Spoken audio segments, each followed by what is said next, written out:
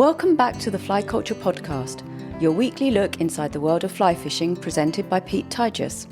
If you're enjoying listening, please consider subscribing. Ryan Sparks has contributed to most of the fly fishing magazines in the US and also, I'm pleased to say, Fly Culture. He is based in Minnesota with his wife Gillian, but has fished around America and beyond. He is also editor-in-chief of Strung Magazine that focuses on both hunting and fishing. I plan to talk with him about his fishing career and what goes into running the magazine too. I'm really looking forward to our chat. Hey Ryan, it's great to catch up. How are you doing?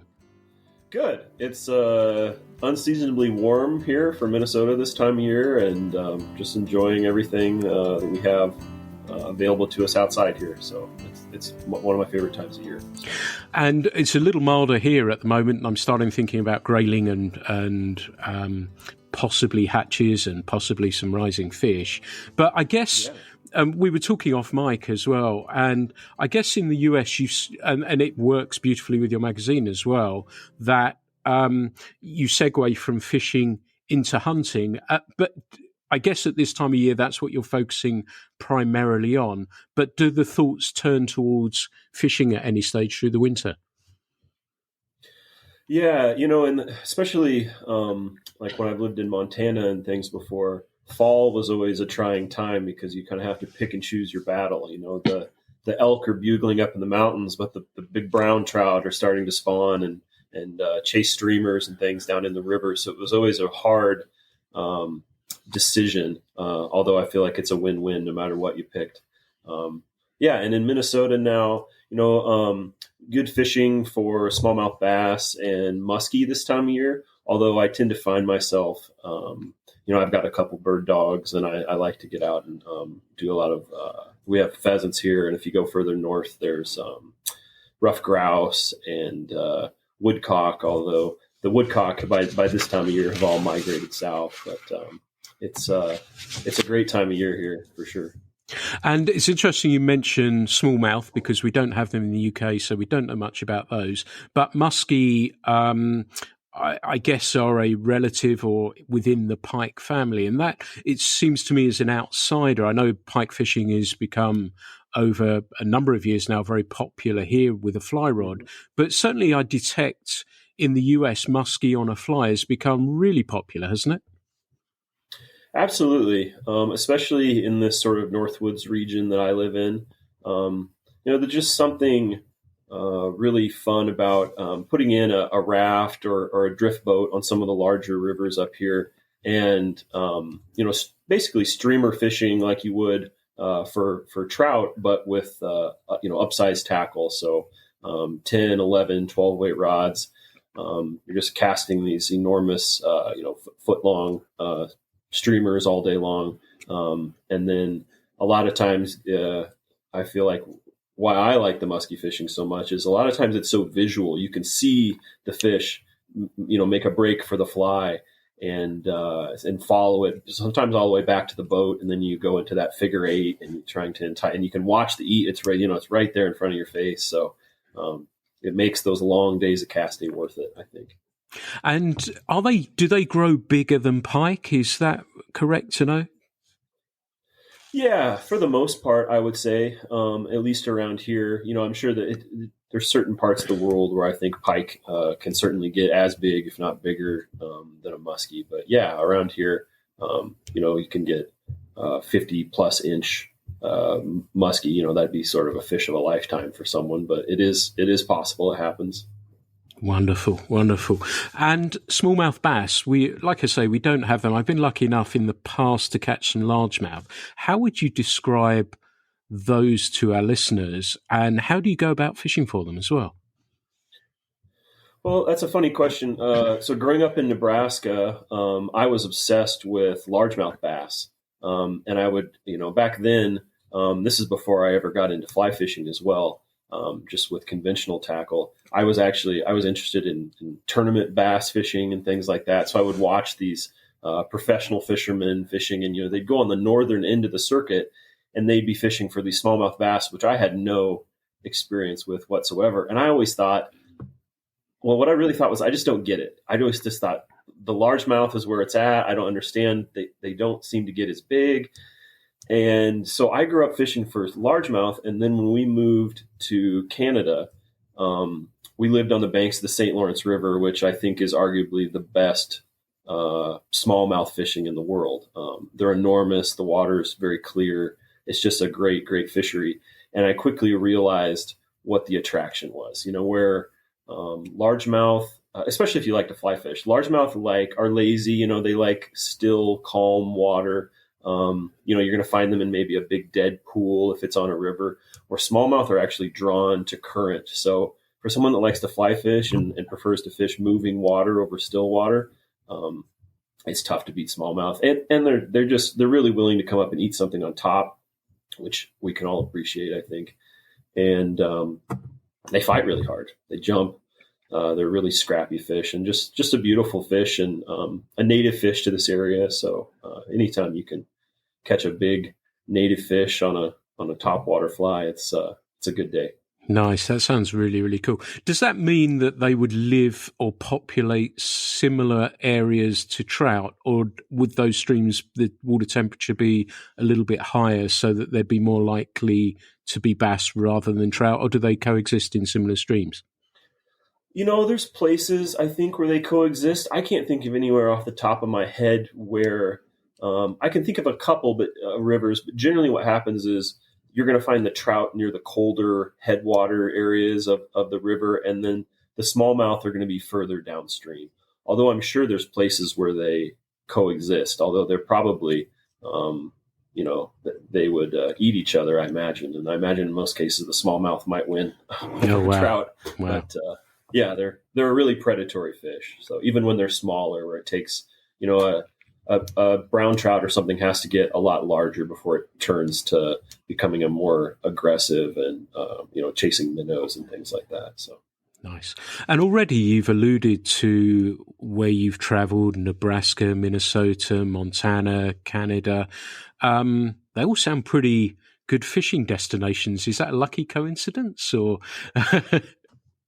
Yeah, I suppose it is a little luck, a little, being selective of where we've moved. I grew up in Nebraska, just fishing farm ponds, and, we had the Platte River there, so I would fish for catfish and stuff with bait with my grandfather, and was just absolutely obsessed with fishing growing up. And then actually through, I was also, I grew up on a farm as well in a very rural area. So I was very fortunate to have opportunities to hunt as well. And got interested in bow hunting for deer. And it was actually through bow hunting that I thought, I so much more enjoyed bow hunting, the closeness you have to get to them, and sort of that intimacy with the animal to understand their habits more. And I thought, I love fishing too. And I knew nothing about fly fishing. All I thought was fly fishing is the bow hunting of the fishing world. So I went and got just a starter combo. I think it was $50 or something, and went out and just started. I didn't know how to cast or anything. Basically when I first got it, I fished with it like it was a cane pole. I just sort of reached out and dapped the fly down on the surface of the water. But thankfully, those farm pond bluegill, when they get close to the shore, are more than willing to take a little fly there. And gradually got better at casting and things like that. And eventually was finding myself doing more fly fishing than conventional fishing. And then when the fly fishing bug really took hold was I moved to Bozeman, Montana to go to graduate school at MSU. And I had done a little trout fishing before, but there's not very many opportunities in Nebraska. You have to drive a long ways, and then the access is limited, and the sort of marginal trout habitat. And of course, then I moved to what many would consider the mecca of fly fishing, at least in the Western U.S. And just fell head over heels in love with fly fishing. I was fly fishing every day. Within a year of living out there, I had my guide license and started doing a very small amount of guiding in the summers. And then after graduate school, I married my wife, Jillian, and she was going to school in Iowa. So you can imagine the pain of leaving Montana for Iowa, where I went from these beautiful, pristine, clean mountain streams full of trout, to sort of fishing polluted reservoirs for carp. But quickly really got the carp bug bad, actually, for a while. After work, I was actually working as a butcher then. And then after work running out and, hitting the local reservoir and fly fishing for carp. And then my wife took a position in Canada, in Kingston, Ontario. And like I had mentioned before, we lived on a little cottage on the banks of the St. Lawrence, and got very lucky with that spot. I could walk out in my backyard and catch pike and carp and smallmouth bass from the bank. And the carp fishing there was also very good, but very, very different. Where in the reservoir in Iowa, I would look for little bubbles or mud spots, and just kind of blind cast in there and slowly strip the fly. And then if I felt something, a really hard strip set, where because of the zebra mussels in Lake Ontario, they're filter feeders. And so the water is incredibly clear. You can see a white jig in some places in 80 feet of water on the bottom. And you have these beautiful sand flats that are maybe knee deep most of the ways. So you can actually, with a boat, go out, anchor, get off, and you can walk these, what are essentially freshwater flats for these cruising pods of carp. And that was just incredible. Not seeing anyone else the whole day, going out and just spending a whole day, essentially flats fishing. Our season for that was pretty limited in Canada. You got 2 or 3 months of good fishing when the water was warm and the carp would come up on the flats. But then once they left, smallmouth bass and pike and muskie, it was a wonderful place to live if you like to fish. I keep track of how many days I fish, just sort of for my own. I don't know, I get a kick out of it for some reason. And back then, I think because I could walk in my backyard and cast, except for when it was frozen, which was rare because it's such a large river and it moves so much water. But I was fishing 300 days a year. That might mean going out and making 10 casts in the backyard on many of those days, but still it was getting out and getting to enjoy that small amount of time. But yeah, I've been really fortunate, all the places I've lived and been able to fish. And now in Minnesota, the land of 10,000 lakes. So I'm embarrassingly spoiled when it comes to opportunities at places where I fished before. So. Wow, that's a pretty impressive fishing CV. It sparked loads of questions in my mind. And talking about the carp, we have sort of two schools of thought here. One is sort of the gateway that you throw out dog biscuits, getting them rising, and then cast a deer hair, biscuit at them. But then developing, and there are a number of people in the UK really pushing hard. Corskin Dave, who writes for us, actually is one of them amongst many others, about targeting wild fish, and seeing tailing carp must be super, super exciting, and using flies in the way that you see. So it's really interesting to see that. And I remember reading stuff about, it became very hot, I think on one of the fly fish film tours, where they were using flats boats to fish some of these carp lakes, which looked amazing. Yeah. And, I've done, like I said, going from the reservoir to the extremely, clean flats sort of environment, it also makes you really appreciate how they're such survivors, and they can adapt to such different environments. And then, when you really look at them, I don't know, I think a lot of people just see, it's a big, ugly carp, especially people that don't fish, but there is a certain beauty in the way that they feed. And just the way that they look and just their temperament. They definitely have moods, you sort of, so when you slow down and sort of start to target a fish, at least in the United States, where a lot of people just consider them a trash fish, there's something beautiful about sort of finding that, finding something so fun and so beautiful, really, in places that are overlooked and just forgotten and not even considered places where most people would even go fishing. So I appreciate that a lot about carp. Yeah, nice. I keep meaning to do some and find somewhere. A lot of ours are in ponds and smaller ponds. The water's not very clear, but the ability to be able to stalk them is deeply interesting to me. We're going to rewind a little bit further because for our listeners, Montana is obviously a dream destination for many people. I've been lucky enough to hang out there. Yeah, I've been lucky enough to hang out there a fair bit and love the place. You got the Gallatin nearby, so many places that are phenomenal. Was going to MSU a lucky coincidence, or again, was that kind of plan? And what did you study there? Yeah, that was actually just a very, very, very lucky coincidence. As an undergraduate, I went to school in Omaha, Nebraska, at a university called Creighton, and became very interested in history and environmental issues. And I've double majored in English and history. And then at that time, I thought I wanted to be a history professor. So I was specifically interested in environmental history. So I just sort of looked at what schools had the best environmental history programs in this country, and sort of sent off my resume to all of them. And MSU, who has a great program, they just happened to give me the best financial aid. And so that's where I went. And then quickly realized that was the luckiest place ever. I can't imagine if I'd ended up going to somewhere living in Boston or something like that in a city. The first place I lived in Bozeman was on the very edge of town, right where the mountains drop down into the valley. And we would have in the fall, we would have herds of elk in our backyard. I could ride my bike 5 minutes and fish a little creek that had little brook trout and cutthroat in it. It was just an amazing place to be. So I really enjoyed my time out there.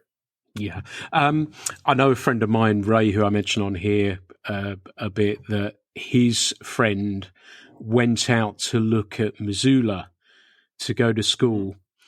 And he went out to go and have a look at it and never left. And he's in his 60s now and still.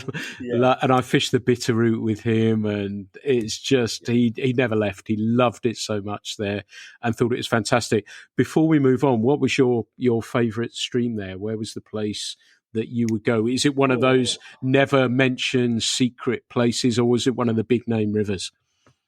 Well, I think I have a favorite in both categories. And of course, in the former category, I'm not going to mention the name of it, but it was a little creek where, you could go fish all day and never run into anyone. There was, for how small of a creek it was, there was some nice brook trout and brown trout in there. It was just a beautiful place. But of the more well-known rivers, my favorite was the Yellowstone, I think, by far. It's the longest undammed river in the lower 48. It flows out of Yellowstone National Park down through Paradise Valley. Just a lot of incredible memories on that river. Namely, I proposed to my wife on one knee in a drift boat in that river. Nice. Other memories I have are we would wait for a full moon in the fall and put in as the sun was going down and fish at night with streamers for these big predatory brown trout. And the biggest brown trout I ever caught was almost at the stroke of midnight on a full moon in October one year. And you can imagine what running a big wild river at night under a full moon, we would pick stretches where there weren't any crazy rapids or anything, but still there were some close calls with boulders and things like that. So it's just the Yellowstone is just even if when the fishing isn't good, which it normally is, if all you have to do is stop and look around and think, where am I at? This is one of the most beautiful places on the planet. So highly recommend it. Yeah, absolutely. I know last time I was there with my daughter, who fishes a little bit. She fished with me in the park, but she didn't. And we booked a day floating the Yellowstone just so she could see it. And the guide, Matt, was really, really good. That he'd point stuff out geologically, animals, absolutely everything. So it made it really interesting for her. And it's, of course, incredibly photogenic as well. It's absolutely one of the most beautiful places in the world, isn't it? Yeah, it's an absolute treasure for sure. Yeah, absolutely. So you said you did some guiding. How was that going from fishing to being a guide? Did you transition well? Did you enjoy it? How was that process for you? Yeah, I enjoyed it. I mean, if I'm being honest too, I would never really called myself a guide. I knew a lot of people, and actually one of my roommates was a full-time guide when I was living out there. Those people that are going out day in and day out, and I never did that. It was more of a summer gig for me that was just an occasional thing. I took out a lot of new people that had never tried fly fishing before, or people that were very novice to fly fishing. You'd be surprised how many times I would go to put the drift boat in the river, and people would ask me like, what kind of fish are we fishing for today? I'm like, well, trout mostly. There's some mountain whitefish, but we're trying to catch trout. It was fun. It was really fun. I especially like taking out kids and families. I actually, the very few times I ever took out people that were very serious, or they were there to catch that that fish of a lifetime. The pressure of that is hard to deal with. I really enjoyed. A lot of times I would take out husband and wives, and the husbands would stand in the front in the casting brace, and they're loving life fishing, and their wives would sit in the back and just sort of sit and just sort of take in the beauty of the river and the mountains, and just to feed off people's positivity and appreciation of the resource was really fun. So I really enjoyed it. It's probably my favorite job I've ever had. Yeah. What little of it I actually did. Yeah. I assume those, and I've seen them. I remember actually being on it was the Blackfoot, and there was a bridge, or the road was up high looking down on the river. And obviously there were boats going down. There's a corner there. And I remember the boats going down there, and they obviously had beginners because they were only about 6 foot from the bank. And the indicators I could see from way up high, they had a nymph. Yeah. Yeah. It's actually great for beginners to take a float trip like that, because you really only have to cast, really you don't even have to cast. If you just flop out 3-4 feet of line, you can get the drift boat and line it up so you can actually bring them into the run where the fish will be just with the boat, as long as they're casting on the right side of the boat. Yeah. Nice. So to have that success early on too, and to see their excitement at that, because a lot of people in the morning, you can tell they're sort of intimidated and they're wanting a casting lesson quickly in the parking lot, and they have all these questions, and it's just great to see people so enthusiastic and having so much fun their first time out. Yeah. Rather than, I can remember me trying to cast the first few times and just being wrapped in line, and I'd never even seen anyone fly cast before. So I was actually, when I very first started, I would strip off all this line and try to use the weight of I put on a very heavy fly and try to use the weight of it to cast it traditionally, and then I would reel it back in. I mean, I had zero knowledge or experience with fly fishing at all. I didn't know a single person that fly fished. So to look back at that time is fun. Yeah, absolutely. And as speaking as a former guide, that first fish in the net of the day is a lot off the shoulders, isn't it? It is, and knock on wood, there was a lot of one fish days sometimes for people, but never got skunked. Nice. Never got skunked. So that's the beauty of Montana. There's always that one fish that's willing to play. Nicely done. So you're based there. You've met Gillian, and you're writing. And when did that process start for you? And when were you starting submitting pieces? And was it fishing that you followed first, or was it hunting, or was it something else that you thought, right, I'm going to work on this? You're obviously studying it, but when was that moment when you decided, right, okay, I'm going to see if I can get something published? And how did that come about, and when did it happen? Well, I'd grown up I loved reading of all kinds, and especially outdoor magazines. My two great passions in life have always been hunting and fishing, and the needle has swung widely towards one or the other, so growing up reading, Field and Stream and Outdoor Life and Gray Sporting Journal and things like that, I was really big into hunting, but then when I moved to Montana, the needle went completely to fishing. I did a little hunting, but nothing compared to what I do now. And I always had the idea that I enjoyed writing. When I came out of graduate school, I wasn't really sure what I wanted to do. I'd sort of become disillusioned with the idea of staying in academia. I just knew if anything good came of my time there, I really enjoyed it. But the major thing that happened was I realized that that's not what I wanted to spend the rest of my life doing. But I wasn't sure what that was. I knew somehow it would involve the outdoors.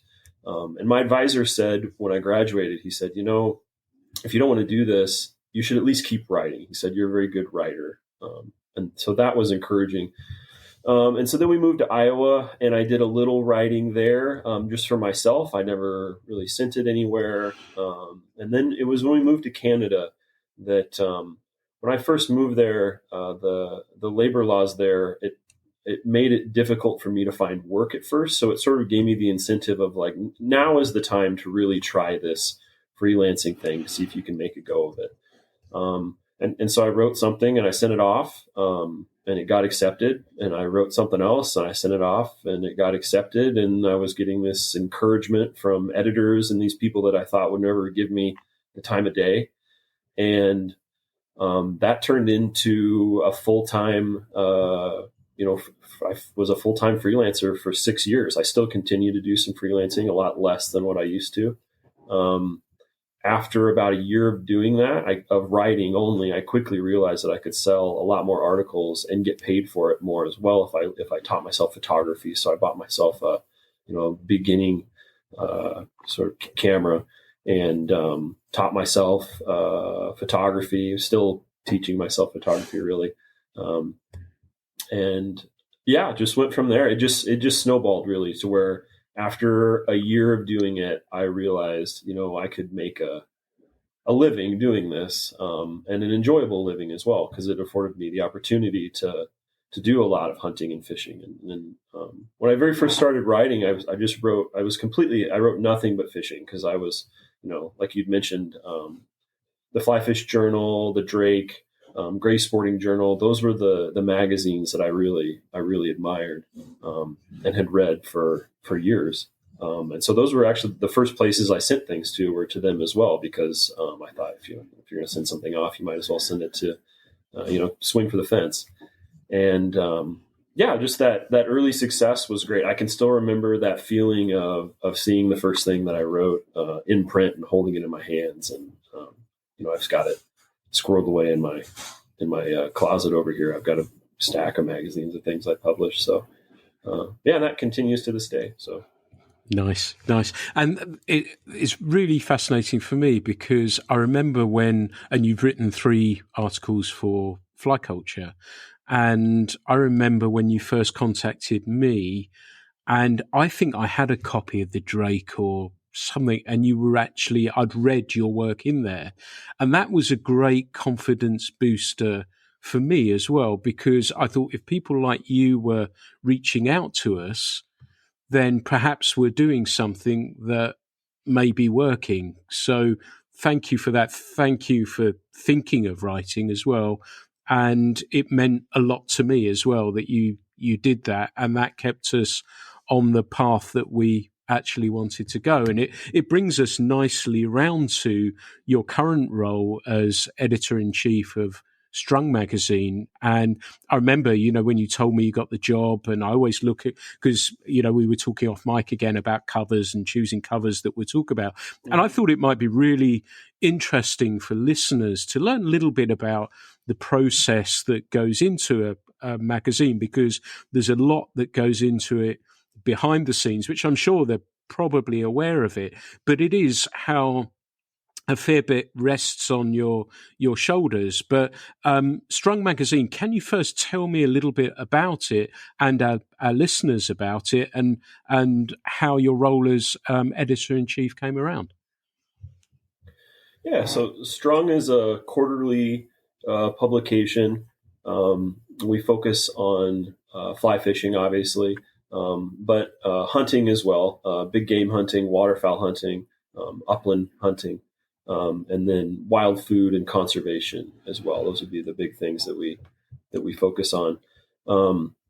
Our issues, our spring issue is our fly fishing issue. Summer is sort of a cast and blast type issue. And then fall is our upland hunting issue, and winter is our big game hunting issue. Although it's not to say that if you bought our big game hunting issue, there is only big game hunting content in it. There is all of that content in each issue. It's just that each one is skewed more towards the theme of the issue. And it's similar to Fly Culture. Just it's a physically beautiful magazine. Our Strung is perfect bound. It's large format. It's printed on archival quality paper with beautiful ink, and it's large format. I mean, just what people would call a coffee table quality magazine, something that you can really appreciate. Which I think, and be interested to hear your thoughts on this too. I think people that fish or hunt are people that I think are already predisposed anyway to enjoying print as a medium, because they're people that like to slow down and sort of appreciate the details already. Where a print magazine is a nicely curated amount of artwork and photography and writing, and you can just sit down and just like I did this morning, I sat down with a cup of coffee and did a little reading before I started working. So it's really nice. And then the second part of your question, how I got involved with Strung to begin with. I was Strung's wild foods editor for a year before I became editor in chief, and that was something that I did just because hunting is the other great passion of mine that I've mentioned, and my wife and I, outside of the occasional package of bacon or something, we only eat meat that we've obtained ourselves, hunting and fishing, and so. Just through the course of doing that, became very interested in cooking and food and, the different cultures and history involved with food. So I did that with Strung for a year. And then the opportunity came up to take the reins as editor-in-chief. And that was an opportunity that I jumped on. I saw an enormous amount of potential in Strung, and I still do, obviously. And it's been a very enjoyable ride so far. So I hope it continues for a long time. Nice. And everyone, you should check out their covers. I know I'm super keen on a striking different cover for our magazine, but Ryan's are beautiful as well. And you should check those out as well and have a good look at those. We're talking for a while offline, and we were saying about, we're about just launching the winter edition of the magazine, and you've just released yours, and it's kind of a fun moment when you start to see the feedback from people, yet your thoughts are probably on the spring issue, right? Absolutely. Yeah. Like we were talking about before, it's funny because you'll have friends, text you pictures and things of they're pulling the magazine out of their mailbox, and it's new to them. And I have to think back and remember what's actually in there, because I was so focused on our next issue. And to be honest, the summer and fall issue as well, trying to get things in place for that, and scheduling things and, corresponding with writers and photographers, that it is nice to get the physical thing in your hands. It makes it feel real. The thing you've been staring at on the computer screen for months. So, yeah. And Strung is known for our photography and artwork. That's something going into it that I talked with our publisher, Joe Ballerini. With social media and just this massive influx of photography, the magazine has to be the best of the best, because you can see incredible photography online every day, to the point where I think a lot of people become, that's just the standard anymore. It's just these excellent photographs. So to be able to handpick and work with photographers and sort of curate what we think is the best of the best and have that in the magazine, and then to get that positive feedback from our readers has been really encouraging. So, the covers are always fun. Yeah, and that process of the cover choosing, I'd like to ask you before I talk about how I do it. How does that process go for you? Is it you and you alone that will make that decision, and then sort of say, look, this is what I'm thinking? Or how does that go? Because it is we're not selling in a store, so it doesn't need to have lots of writing on the front to attract people to pick it up. But what is your thought process with that cover? Are you sent stuff and you think, yes, that would make a cover? Or do you suddenly see something and think, actually, that would be an interesting cover? How do you think about that? Yeah, I just think for me, it's a total gut. You just see a photo and you just know that that's it immediately. To me, that's what makes it a cover photo. Is just that there's no question that that's going to be our cover.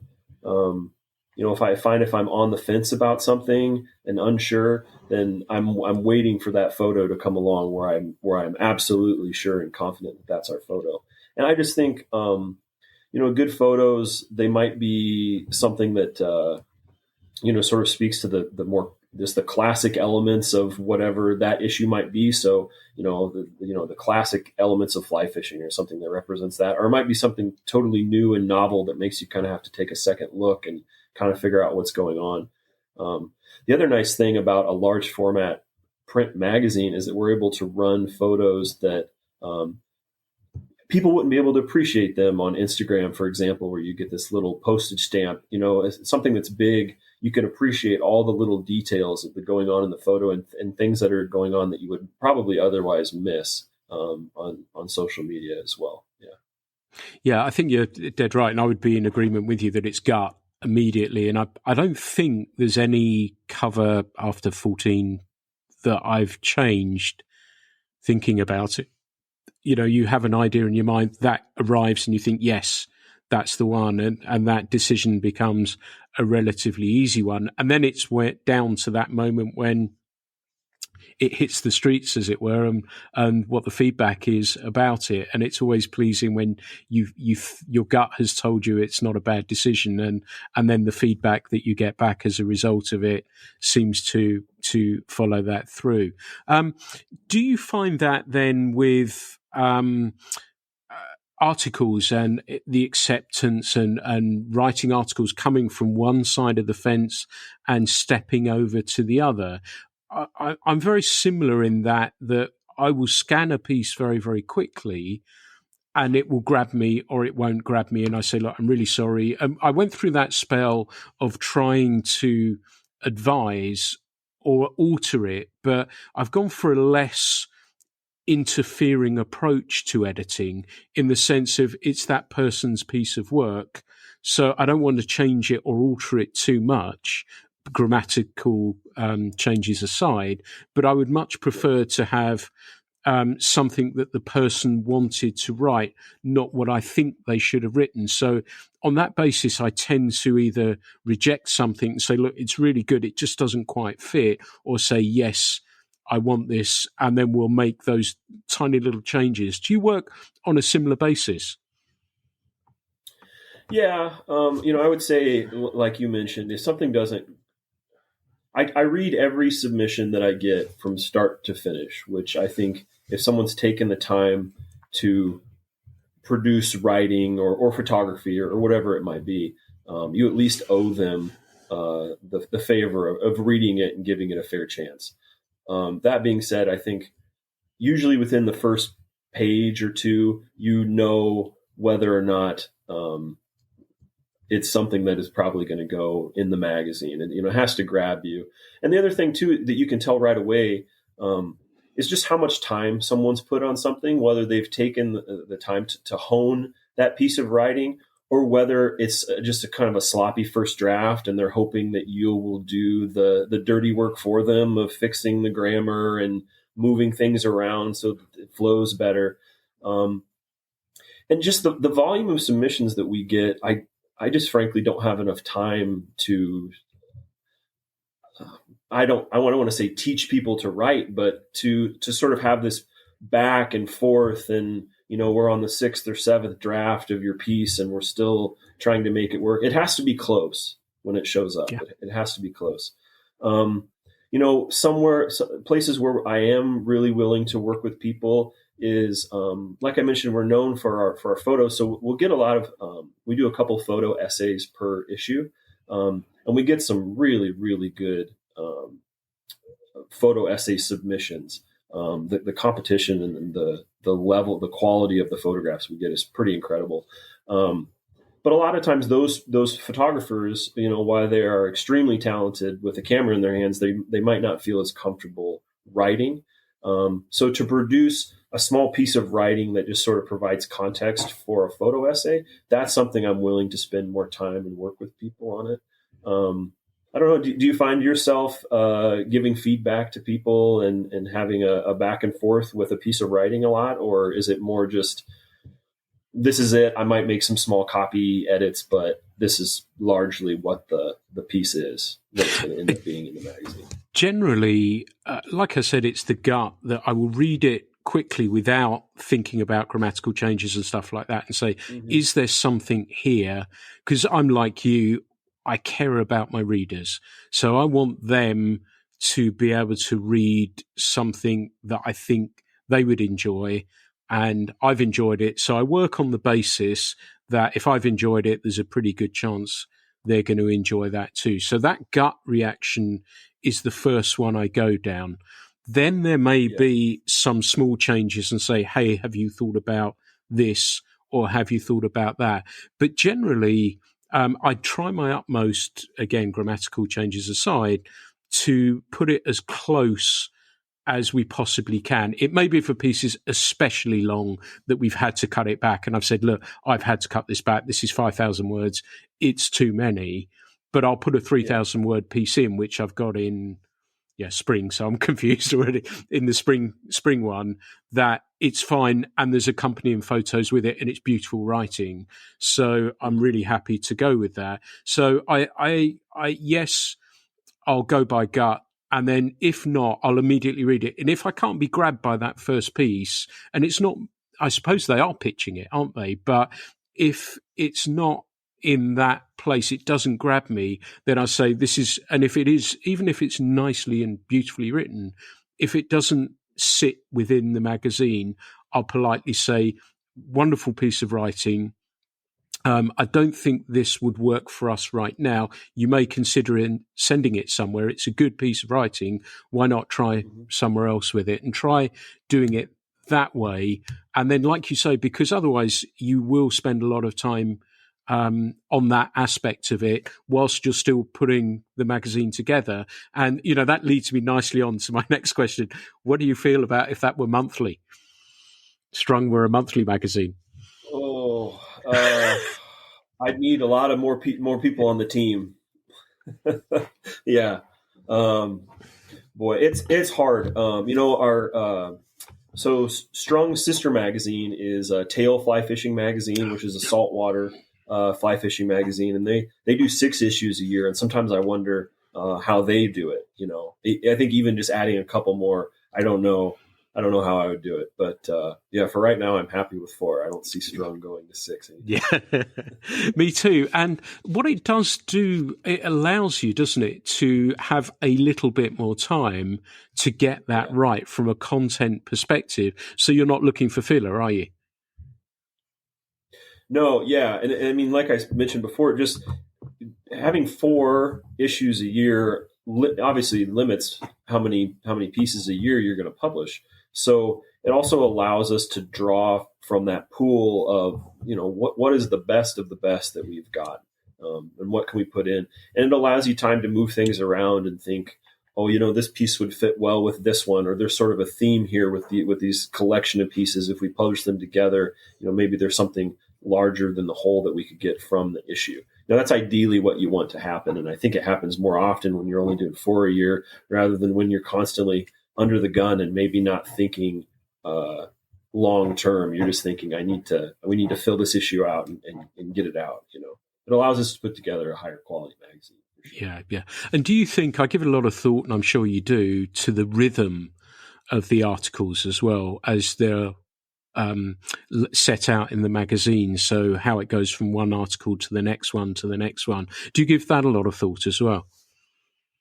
Yeah, absolutely. I try to think in terms of I guess on multiple levels, the sort of the tone of each piece. If you have a very serious piece or a more lighthearted, humorous piece, how you're going to space those apart. But then also with Strung, because we deal with a different variety of content, you have to think about, is this a waterfowl? It's a waterfowl hunting piece. I probably don't want to stack up 3 of those in a row where it's just, ducks, ducks, ducks or something. You know what I mean? So we try to mix that out. I always try to lead each issue. So maybe somebody new in a bookstore, they open it up. And that first article is really going to hit them. I always try to have the first one be very impactful, and sort of make a statement about what the magazine is. I think lead with your best foot forward, and it's almost like an album of music or something. How the order is going to come. People will read, for the most part, read a magazine from beginning to end, ideally. Although it makes me cringe when I go home and my dad has got the latest issue, and he always opens it to the back first and flips through backwards. And I think, no, that's exactly the opposite way of what I want you to do. But, yeah. I always, often, not always, but often it's almost a reflective piece to leave the reader with. So that's what I often end with. But it would be no good to your dad then on that basis. But but I like that one to leave the reader with that thought, and then hopefully when they remember that, I'm sure they won't. But when the next one comes, then like you say, with whatever the piece may be that we lead off with. But I wanted to also make a plea to writers as well, and I know. Strung Magazine, as we do, and we got some help when we got going, but we pay all of our contributors. And I'd like to say, if you are considering writing, I know early on in your career, perhaps you do have to, but try not to give your writing away for free if you believe in it, and you'll find a home for it. And we pay for it, and other magazines do as well, in whatever sphere it is.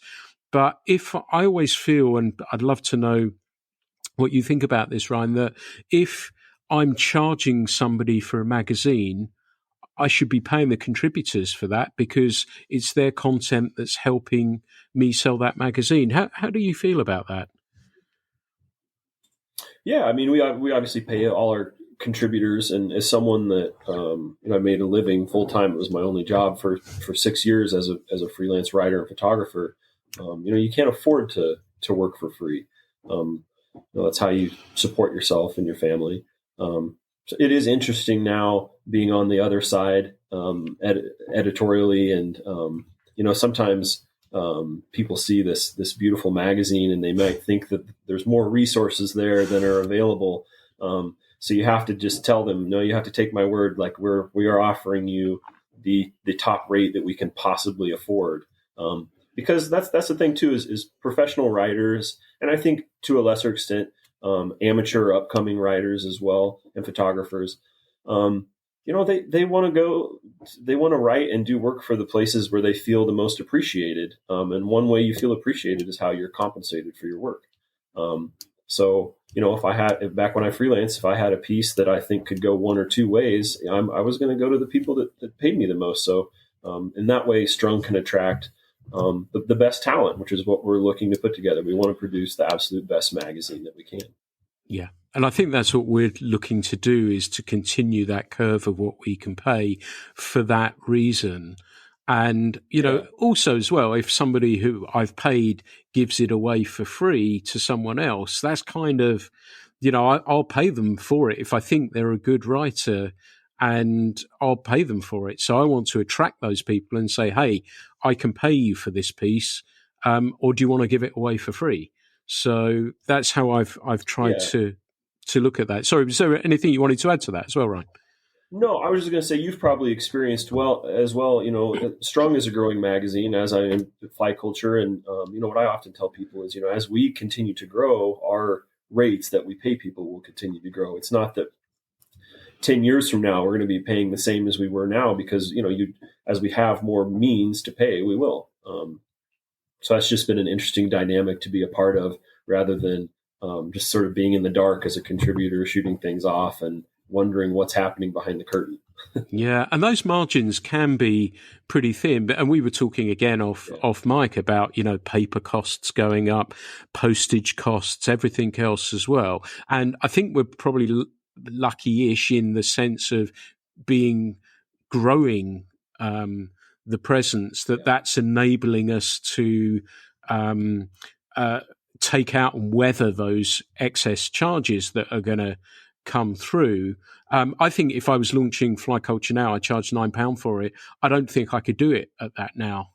As a new venture, I don't think it will work. And these are pressures that people aren't always aware of, are they, that you're having to deal with? And my post, I think I said to you, my delivery costs from one issue, I think from summer to autumn, to get it just the magazine delivered to me, has gone from £75 to £220 in one move.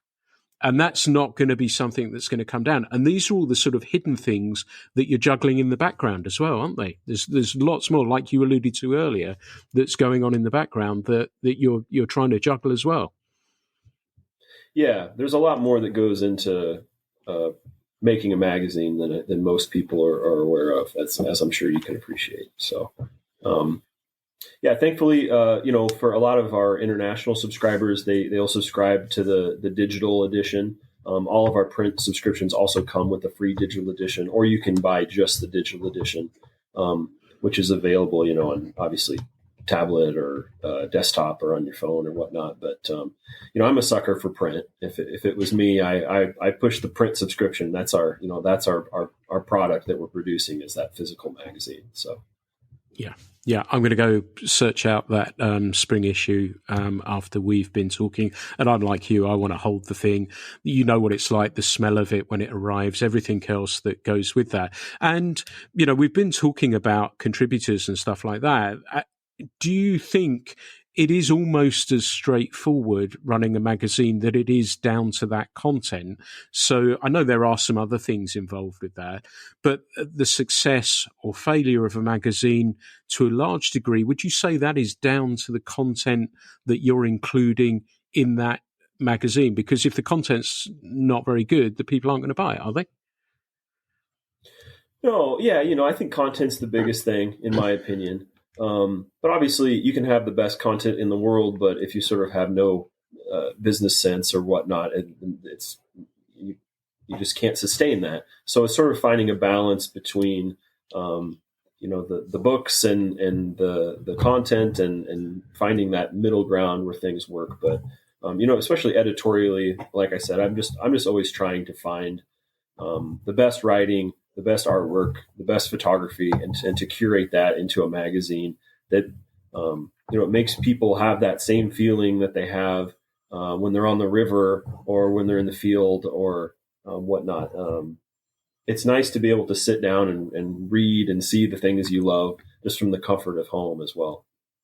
And have you, when it comes to contributors or photographers, social media, have you been able to use that to find people, or are you in the position as well that generally it's an incoming call rather than an outgoing one? Because I know I sometimes see something, and I saw I think Emma's my wife is a wonderful person for spotting these things, that when I sort of post and have a little look, but not as closely as she does, but she'll say, this is a wonderful artist here, how about contacting them? And we had one of those moments, you'll appreciate this, that we decided not to put a piece in the edition that we're just about to release.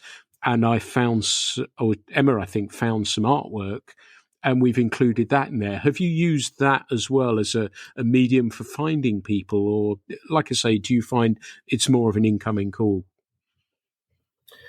I would say for on the writing side of things, it's almost always an incoming submission, someone reaching out. We do have sort of a stable of editors that fill each department, and they generally write something for each issue. So the people I've worked with for a long time, this is incredible writers that I know are going to produce good content. And then the other half of our magazine is sort of freelancers and submissions. So on the writing side of things, it's generally coming to us, but as you know, a lot of times you'll get a brilliant piece of writing, but there's no photo support or there's no artwork, and that's the other half of putting together a magazine. And in those cases, it's nice to have worked with photographers and people that you can contact them or do a photo call and say, hey, I'm looking for this specific photo, or let me share this piece of writing with you and see what you might have. And then in certain cases too, it's really nice to be able to reach out to an artist and say, what do you think about doing some sketches to illustrate this? Or we've had watercolor artists do things before. In the most recent issue, there was a piece that sort of had a theme of Walt Whitman's writing in it. So we actually hired an artist to go through and do some typography that was exactly modeled off of Walt Whitman's penmanship, and to scatter things like that throughout the magazine. So in those cases, yeah, we will go looking for things. And I think social media is a place where I see things. There's certain photos that stand out that just make you think, whoa, and you want to click and see what else they've been working on. And there's been many cases where I've reached out to people and just said, hey, I really admire your work, and I'd love to see a submission from you, and I'd love to get your work in the magazine in the future. So. Yeah, nice. Yeah, I think you're right. It's photography and artwork. I'm similar that I keep an eye out for, and when I see that, yeah, exactly the same. And it's a way of helping artists as well that we feature, as Yeah. 3 double pages of an artist's work, and it's nice to be able to do that, and that's fun. And yeah, do you have something I was thinking? You've got a number of issues under your belt. Are they kind of like children? Each issue is like a child, and you love them all, or do you have a child you love a little bit more, or not? Where do you feel? They might be like children in the sense that you love them when they're young and in the inception of them, and then when you're dealing with the reality of them in their middle years, you tend to hate them. Yeah. And then you get sick of them, and then they leave the house, and you don't see them for a while, and the magazine shows up in your mailbox, and you think, okay, maybe I did actually put something together that people will enjoy. Yeah. No, I think of the ones I produced, the first one I did was special to me because it was the first time ever, working as an editor and sort of learning the process of what goes into make an issue, and sort of coming up with the process that I used to put one together. And then I think it's just always the one that I'm working on right now. Yeah, I'm always excited to go to work in the morning and see things pop up in my inbox and read writing and see beautiful photography. And obviously it's things that I love and am very passionate about. So nice. Yeah, it's probably the one I'm working on at the moment that I'm always most excited about. And when that magazine is published, then that's the child has moved and flown the nest, I think, isn't it? That's how I probably... Yes, exactly. They've moved on. Yeah, you've nurtured them and let them go, and then it's on from there. Out into the world, and now they're on their own. They have to stand on their own. Yeah, and it's nice for listeners to get a sense of that, because that's what it means to yourself and me and many other people who are running magazines, that moment when it goes out. And I remember the launch of our first magazine, and we had it in a fly store in London, Farlow's. And when we'd finished there, we had a party, and we had beer, and we had pizza, and we did some readings from the magazine. And that evening I couldn't sleep. And actually I was doing a speech, and I nearly burst into tears because I couldn't believe this thing had come to life, and people had turned up to listen and buy it as well, I guess. And you don't realize how much they mean to you, do you? And like I say, when that moment when that magazine hits the press is really special for us, isn't it? Yeah, and it should be. I mean, as people can maybe relate to, if you're a writer or a photographer, an artist, to just put yourself out there is a lot of times half the battle, just to show someone what you've been working on. I mean, it's roughly the same, as an editor to put something together. You sort of have put your name on it, your stamp on it, and you say, this is good, and I think other people will enjoy it. So it is a relief when you get that positive feedback that people see what you see in it as well. It's reinvigorating for sure. Yeah, it's interesting. I don't know if you're the same. When we get the magazine delivered here the night before, I don't sleep very well because I'm worried it's going to turn up with a blank page in there somewhere or something like that. Although everything's gone through from the printer's point of view, but you worry about little things. That's, I think, the only moment that I don't sleep. And then you see it. And like you say, we're just like the reader, isn't it? That it turns up and you go, wow, this is something we spent a lot of time putting together and it's come to life. Yeah. And those moments are really special too, aren't they? Yeah, and it's funny, you get used to seeing something on a computer screen, for example, and then to actually see it in print. A lot of times, the photos will print up slightly different than what you've been seeing.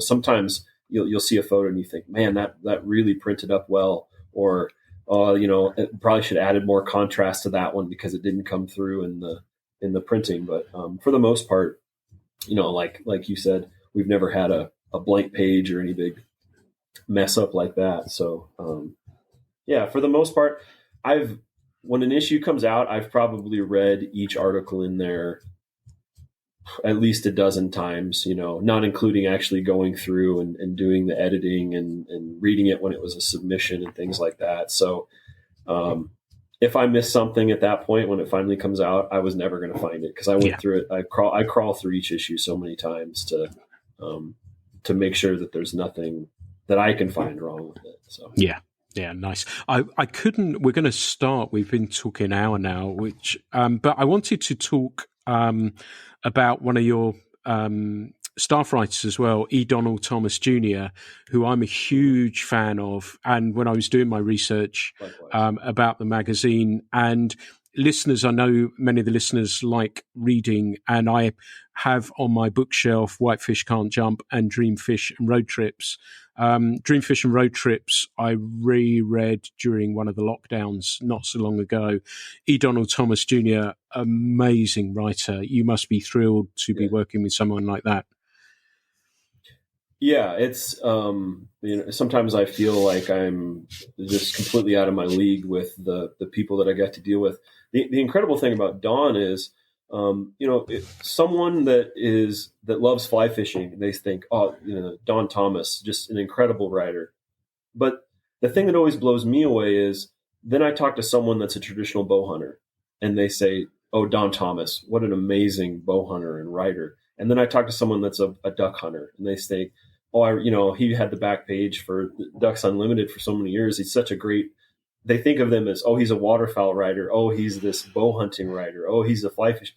He's just a jack of all trades and a prolific writer, and just someone that I'm honored to have on our in our masthead. It's pretty incredible. Yeah, someone that I grew up reading. Just to be able to have a email communication with him has been pretty incredible. I can't say enough about Don. He's a great guy. Yeah, fantastic. Absolutely fantastic. Tell me, we've gone through, a lot. And what I really wanted to do with this was just give listeners, I always try and make these podcasts a little bit different, take them in slightly different directions. And I thought it would be fun to have somebody along to talk about what goes on behind the curtain. I know the answer to this. Are you still enjoying the job as much as ever? I sense I know the answer, but tell me anyway. Yes. Yeah.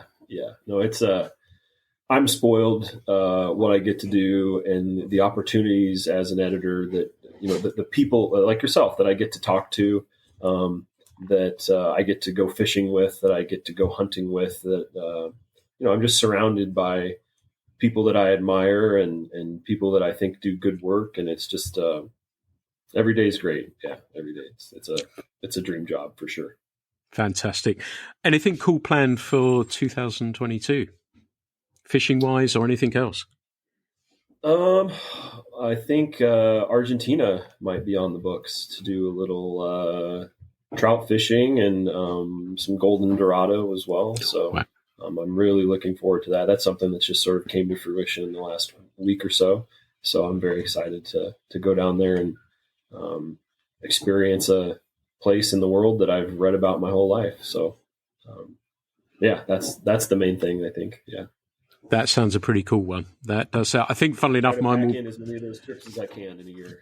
Yeah, absolutely. I'm hoping to get to Italy on our Fly Culture Italian job, and then my hope is it didn't happen obviously last year, but get back to Montana as well. So that's what I'm hoping for next year. But Brian, if people want to get hold of Strung Magazine, and like I say, I'd really have a look at the social media presence as well to get a sense of it. And I felt, I hope it's okay to say this, almost a brotherhood of publications when I look at that and I think, wow, that's really cool. And it's just wonderful, the work that you're doing with that. And I like the direction. I can see your stamp on that magazine already just from the cover selection as well. How can people find Strung Magazine website and social media handles? And if people want to submit something, how can they get hold of you? Yeah, so our website is strungmag.com. You can subscribe there. You can preview each issue in the digital edition. Strung Mag is also I think at Strung Mag is our Instagram handle. We're also on Facebook and Twitter and all the other social media platforms. And I will also say, I appreciate what you said about the brotherhood, and I appreciate you having me on. It's funny, this small world of outdoor media that we exist in. A lot of times, people that have the same passions and enjoy the same things, they take a adversarial, or they see someone else producing a magazine as competition or as the enemy. Where I appreciate someone yourself that we're trying to do the same thing, and I think there's an audience out there and readership for the both of us, and that we can exist together rather than taking a competitive look at things. So it's been really great to talk to you. And if someone wants to send me any writing, editor@strungmag.com would be the best one. Our submission guidelines are also available on our website, so check those out. And I look forward to reading anything anyone wants to send. Like I said, I read everything that pops up in my inbox. So sometimes that's a daunting task, but it's an enjoyable one. So. Nice. And coming back to that, it is, I know I've always tried to do things that way as well. And, I know we talk, and if I see a cover, I'll send you a message and say, wow, that's a really cool cover. And it's nice to be able to do that. It's not, I guess, always the easiest marketplace to operate in, but if you have a belief in something, then I think that will ultimately come through. And if you can help and support even by a message, by saying that's really cool, and I've tried to do it with other things as well, that it's a nice way to be. And it's much easier being on friendly terms with people, isn't it? Absolutely. Yeah, cool. Ryan, it's been brilliant to catch up. It has been brilliant to talk with you, and thank you for letting me take the podcast in a slightly different direction than normal, yet get a sense of you. I know we didn't touch so much on the hunting side of it, but as a fisherman, and how you see Strung Magazine as well. So thank you so much for taking the time to talk with me today. Yeah, you're very welcome. Thanks for having me. Everyone, that has been the Fly Culture podcast. I hope you've enjoyed this one. As ever, there will be plenty more down the line. If you're enjoying them, let me know. I always reply, and perhaps you'll consider subscribing. So thank you so much for listening to this episode of the Fly Culture podcast. The Fly Culture podcast is brought to you in association with Fly Culture, a quarterly print magazine. For more information, please visit flyculturemag.com. You can also find Fly Culture on Instagram, Facebook, and Twitter.